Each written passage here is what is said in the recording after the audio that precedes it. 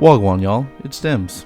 With Aether Studio coming out with a few weekend playtests of Rivals 2, I just wanted to know, hey, can you play this game with a fight stick? In Rivals 1, you could do this because the game was accommodating to both digital and analog inputs of controllers. I want to see, did they carry that over to Rivals 2? And if not, can they change a few things and improve the experience while they're still in beta? As you know, I have an assortment of fight sticks, from the traditional joystick, a leverless, a box style controller, and even my own WASD controller. I tested them all on Rivals 2, and we're going to talk about that today. But keep in mind that this is the beta release or the beta playtest of the game. This is not a reflection of the full release of Rivals 2 if you're watching this in the future. If things has changed, I'll make sure to update the pinned comment below. So first things first, we need to customize our controls. You can start by doing that by going to the character select screen and configure your controls.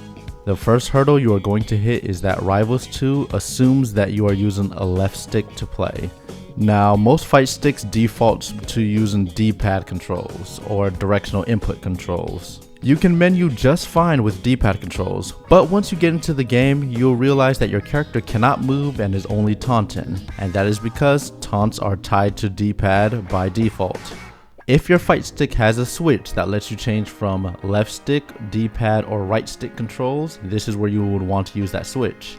If not, and your fight stick uses one of Brooks' board, you can hold start and hold a corresponding direction to switch that input method from left stick, right stick, or D-pad.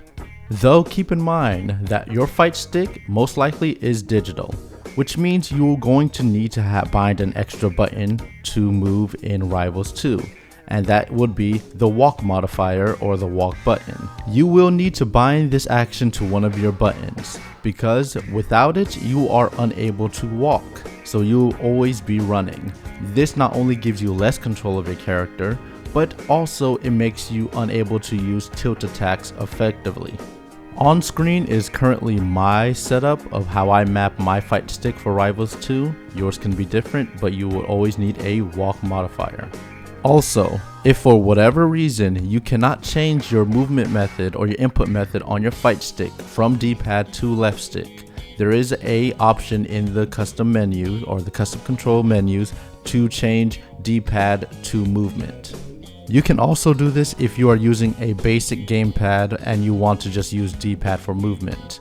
However, I have run into some issues when it came to menuing on certain menus or the pause screen when I switch D-pad to movement. No matter which input method that you choose while you're using your fight stick, there is kind of one big thing that you're giving up while you're playing on this version of the game, and that is your taunt button.